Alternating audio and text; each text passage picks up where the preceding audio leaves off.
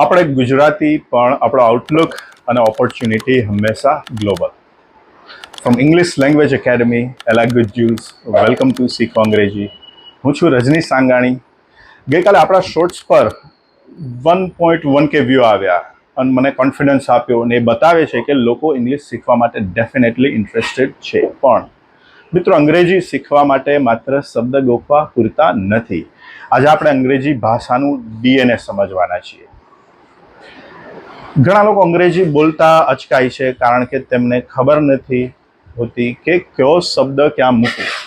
આજે આપણે વાક્યની રચના એટલે કે સેન્ટેન્સ કન્સ્ટ્રક્શન કે પછી સેન્ટેન્સ ફોર્મેશન શીખીશું, એટલી ઊંડાણથી કે પછી તમે ક્યારેય ભૂલ નહીં કરો. તો ચાલો વાક્યના અમુક મુખ્ય અંગો જોઈએ. It's called the anatomy of a sentence. કોઈ પણ અંગ્રેજી વાક્ય આ ત્રણ મુખ્ય પાયા પર ટકેલું છે: સબ્જેક્ટ, વર્બ અને ઓબ્જેક્ટ. આમાં જે અપવાદ છે, એક્સેપ્શન છે, એની આપણે પછી વાત કરીશું. પણ એક વાત ખાસ સમજજો: સબ્જેક્ટ અને ઓબ્જેક્ટ મતલબ કે કર્તા અને કર્મ, આ બંને હંમેશા કાં તો નાઉન હોય, કાં તો પ્રોનાઉન હશે, અથવા નાઉનનો કોઈ ફ્રેઝ હશે.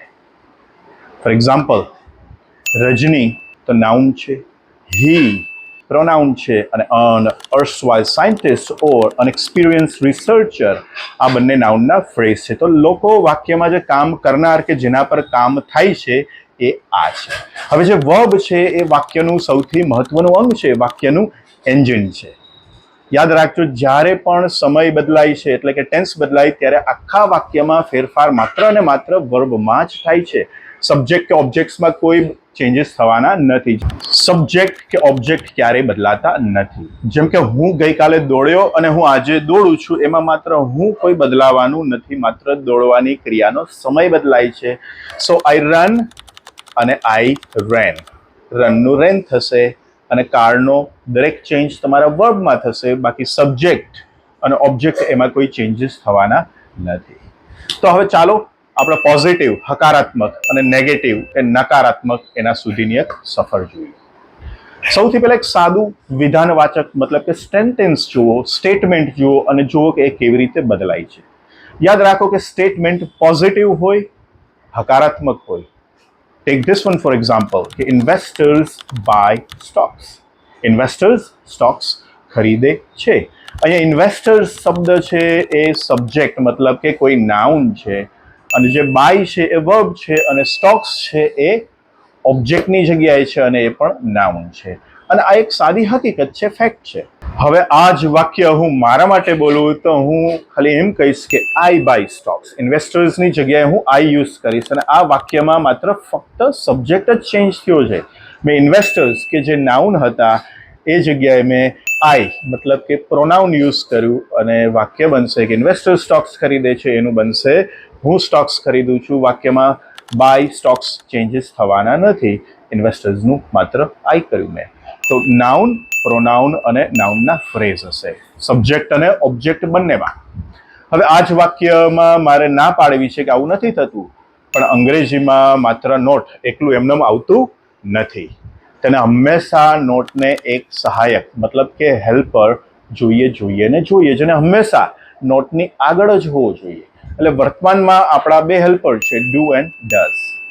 તો જ્યારે આપણે ડુ નોટ ઉમેરીએ તો વાક્ય ઓટોમેટિકલી નકારાત્મક બનશે, નેગેટિવ બનશે.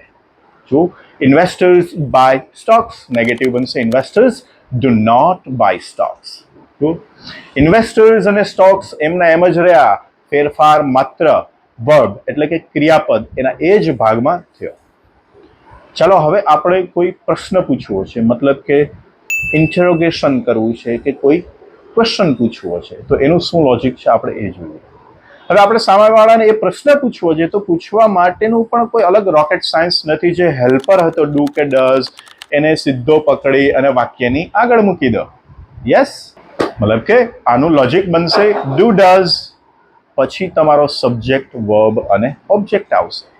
તો સબ્જેક્ટ, વર્બ, ઓબ્જેક્ટ સેમ રહ્યું, તમારે સિમ્પલી એનું હેલ્પિંગ વર્બ આગળ. તો શું બનશે? Do investors buy Stokes.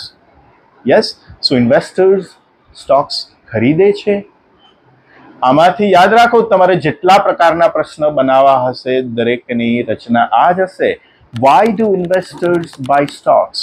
When do investors buy stocks? See, do investors buy stocks? Question હવે તમે હકારાત્મકનો પણ બનાવી શકો અને નેગેટિવ નકારાત્મકનો પણ બનાવી શકો. તો શું ઇન્વેસ્ટર્સ સ્ટોક્સ નથી ખરીદતા? તો do investors not buy stocks? અને જો તમારે બંનેને ભેગા કરી અને સાથે બોલવા છે તો તમે સિમ્પલી કહેશો ડોન્ટ ઇન્વેસ્ટર્સ બાય સ્ટોક્સ.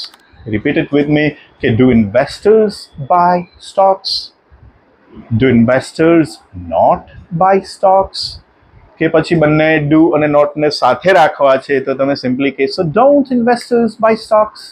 ચાલો હવે આપણે થોડા ઇન્ટરડિસિપ્લિનરી મતલબ કે રિયલ વર્લ્ડના થોડા મિક્સ એક્ઝામ્પલ્સ જોઈએ. હવે તમે પીએચડી હો કે પછી 12થના સ્ટુડન્ટ હો, આ લોજિક દરેક જગ્યાએ સેમ જ છે.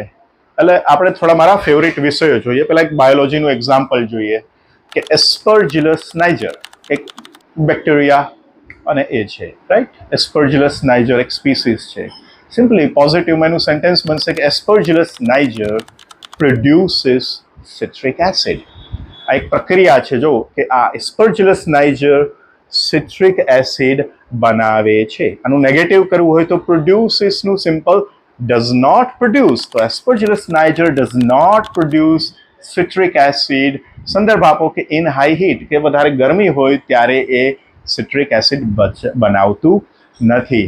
યાદ રાખો, ડઝ નોટ વાપર્યું કારણ કે આપણો કર્તા, આપણો સબ્જેક્ટ એસ્પરજિલસ નાઇજર હતો, એક વચન હતો હી શી ઇટ, એમાંથી એનું એક પ્રોનાઉન હતું ઇટ. એટલે યાદ રાખો, ટેન્સ ચેન્જ ની દરેક નોટિસ છે એ હંમેશા તમારે જો ભૂતકાળમાં કેવું હોય આ જ વસ્તુ કે એને બનાવ્યું તો ઇટ પ્રોડ્યુસનું સિમ્પલ થશે it produced. That's it. Aspergillus niger produced acid.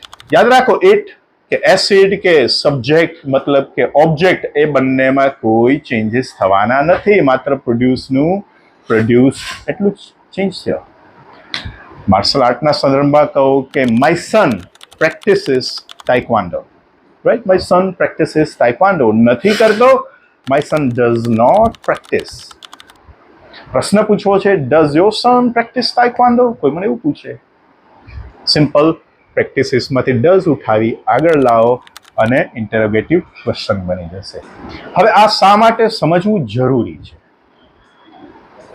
આ વસ્તુ શા માટે સમજવી જરૂરી છે? Subject verb object. જો તમે આઈએલટીએસની રાઇટિંગ ટેસ્ટ આપતા હોય કે પછી જીપીએસનો નિબંધ લખતા હો, જો તમને ન ખબર હોય કે સબ્જેક્ટમાં હંમેશા નાઉન અથવા પ્રોનાઉન જ હોય તો તમે વાક્યમાં હંમેશને માટે કોઈ ને કોઈ કન્ફ્યુઝન પેદા કરશો.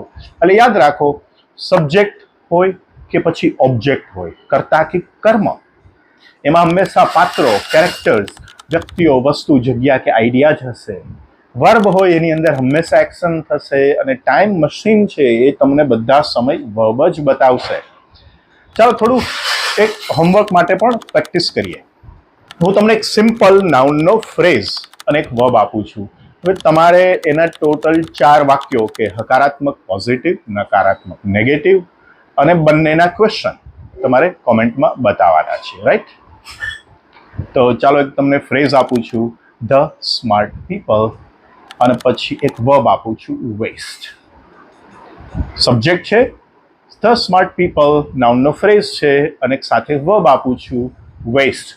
હવે ઓબ્જેક્ટની અંદર તમે મની ચૂઝ કરો અથવા ટાઈમ ચૂઝ કરો અને તમે આના પોઝિટિવ સેન્ટેન્સ બનાવો, નેગેટિવ સેન્ટેન્સ બનાવો અને બંનેના ક્વેશ્ચન્સ બનાવો. અને યાદ રાખો, ક્વેશ્ચન હંમેશા એક કે બે નહીં બને, ઘણા પ્રકારના ક્વેશ્ચન બનશે.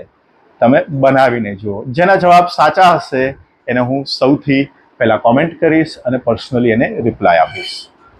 કાલે આપણે ફરીથી મળીશું ડે 2માં, જ્યાં આપણે હવે થોડું ડિટેલમાં નાઉન અને પ્રોનાઉન એને થોડું ડિટેલમાં સમજીશું અને એવી રીતે સમજીશું કે તમે ક્યારેય હી, શી, ઇટ કે પછી ડુ, ડઝ એમાં કોઈ જાતની ભૂલ નહીં કરો. વિડીયો ગમ્યો હોય તો શેર કરજો, કેમ કે જ્ઞાન વેચવાથી જ વધે છે. અને યાદ રાખો, ઇંગ્લિશ ખાલી એક ભાષા છે, તમારી ઇન્ટેલિજન્સ કે નોલેજનું માપ નથી. પ્રેક્ટિસ કરતા રહ્યો, શીખતા રહ્યો and keep becoming the global Gujarati. From એલા ગુજ્જુસ, આ છે શીખો અંગ્રેજી. હું છું રજની. મળીશું આવતા વિડીયો.